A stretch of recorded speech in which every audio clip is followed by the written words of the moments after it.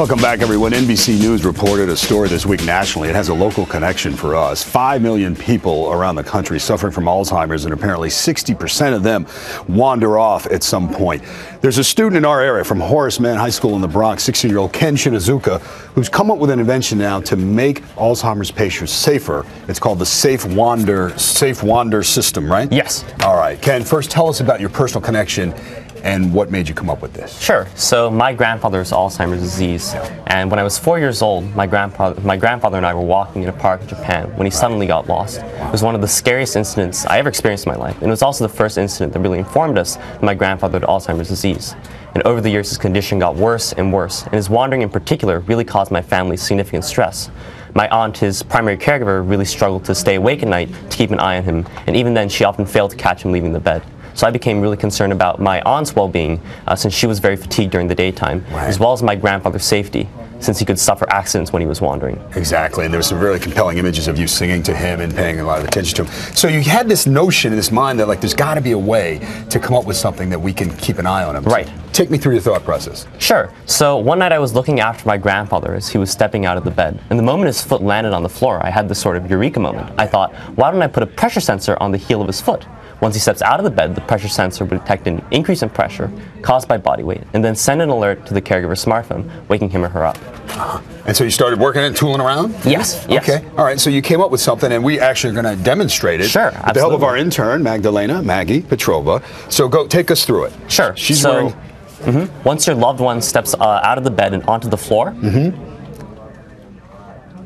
There's a sensor there. We see it there on the left. You see that? Our photographers, Tom Cook and Mike. The pressure sensor detects an increase in pressure and then sends an alert to the smartphone. Okay. All right. So let's swing over here, Tom, and see.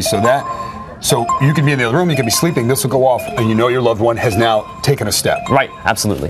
It seems ingenious. All right, so you took this now to Alzheimer's Advocates, an organization. They helped you do a trial run. Tell us about that. Yeah, so currently I'm testing the device at several care facilities in Irvine, California, where my grandfather currently lives. And I'm incorporating the feedback to further improve the device into a marketable product. What was the reaction? I'm just, 16, you're obviously bright, but what was the reaction when you first kind of tried to move this ball forward? Tell me. Sure. One moment I'll never forget, definitely, is when my device first caught my grandfather's wandering out of bed.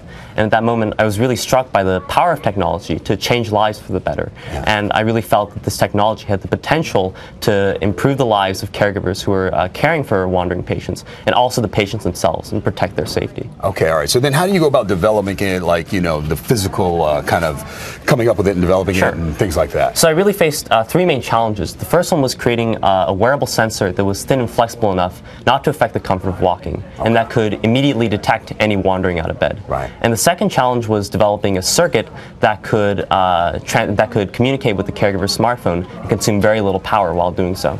And the last challenge was creating a smartphone app that would alert the caregiver once the patient stepped out of the bed. Oh, this is amazing. Now, you did enter this into a couple science fairs? Tell me about that. So I entered the project into the Google Science Fair in May 2014.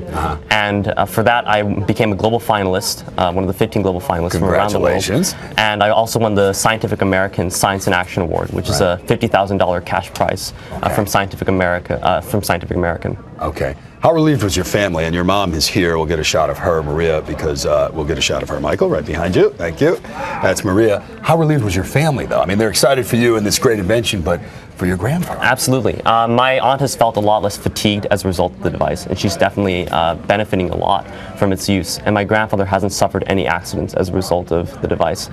So it's really given my family a lot of peace of mind. Okay, so tell us about next steps now. You're still doing the trial run. You say now there are two versions of it, did you tell me? Or, yes, there are two versions. The first prototype is one in which the sensor is embedded inside a sock, and another is a reattachable sensor assembly that can be attached anywhere that makes contact with the bottom of the foot. So it can be adhered onto the foot itself, onto a sock, shoe, slipper, you name it. Right.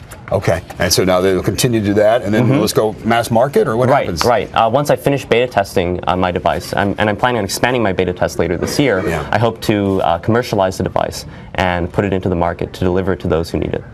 What's been the reaction at school? You're 16, you're a junior, is that right? Yes. What's been the reaction up at Horace Mann in the Bronx? Well, I've definitely been getting a lot of support from a lot of students, and I'm very glad that my project has received a lot of appeal.